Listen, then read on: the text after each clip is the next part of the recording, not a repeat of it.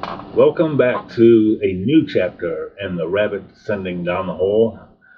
We're going to take a look at Abraham in this adventure.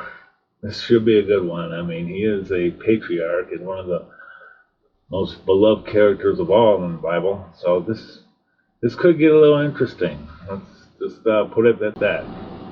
Let's give a little backstory. There's not a whole lot of backstory about him, but let's begin there. He was a boy. He whispered into the darkness, not knowing who he was speaking to. If you were real, why do you hide behind stones? The wind shifts. The city seems to hold its breath.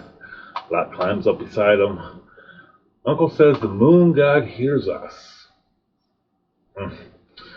The moon doesn't hear, it only watches.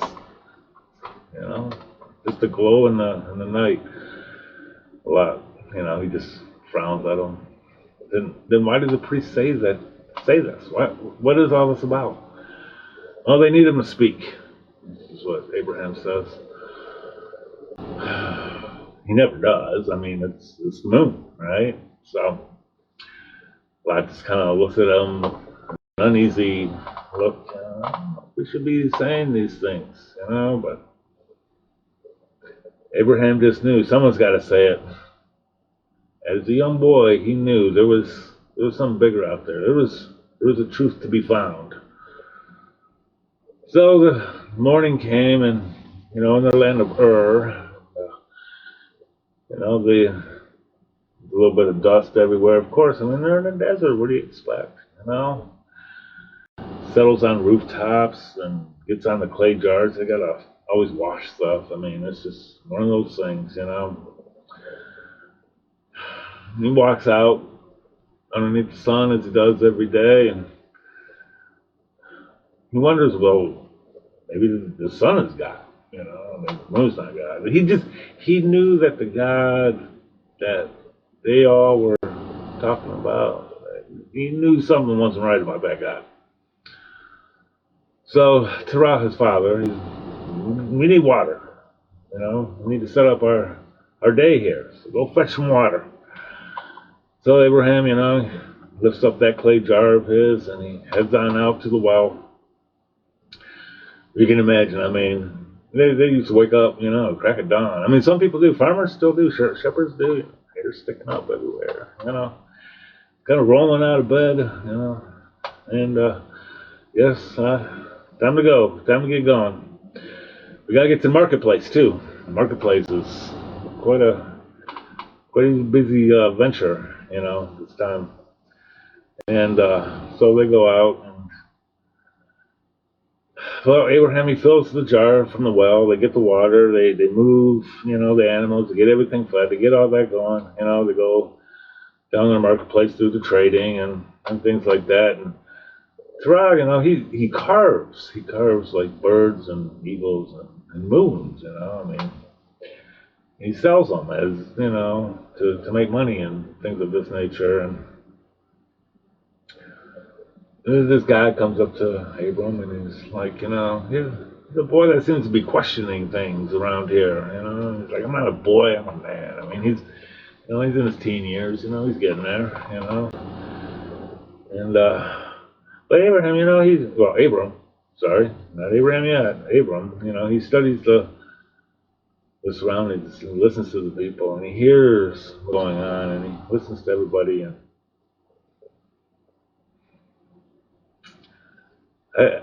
I'm not feeling this.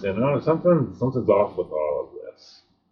So anyway, they go on about their day and in the market. They get what they need. They get, his father sells some things. They make some money with that, and they're able to buy some necessities that they didn't have. Get a little bit of extra fruit and vegetables, things of this nature. A little food.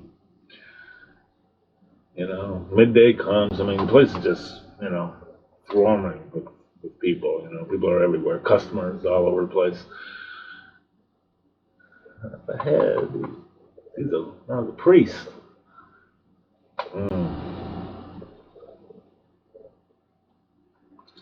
It's a look about him. Like, what is this? You know, what is this guy? Um,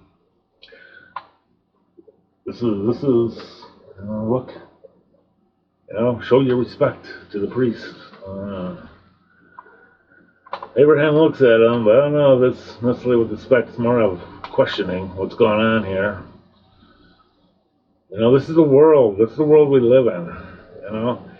But he remember, he's heard stories. He heard stories, growing up, and there's legends in the air, about the flood and the episodes with Peleg and Nimrod and this great leader and all these things that have happened.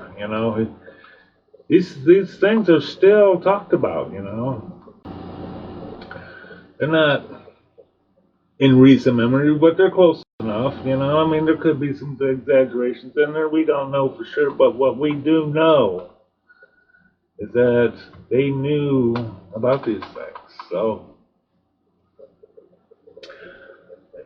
nighttime falls. They spent their day at the market, kind of went out. And he begins to sit there and pause, after dinner, and he's just sitting outside by himself. And the world's got to be bigger than Ur. There's got to be something else out there. And this moon god, well, there's something not right about this. We hear about these gods from Egypt. Egypt, they're, the pharaohs are God. I mean, that's how they see it, and they know this, and he hears this, and he has this conversation. He's talking a lot, and tells them the Pharaoh is the God. He's like, but it's a man. How could it be a God when he's a man? He's born, he's flesh and blood like everybody else. How is he better than the rest of us?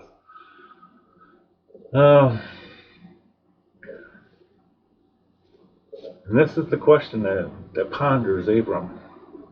This is the question to ponder as we go forward in this series. And I'll see you in the next chapter. Thanks for coming.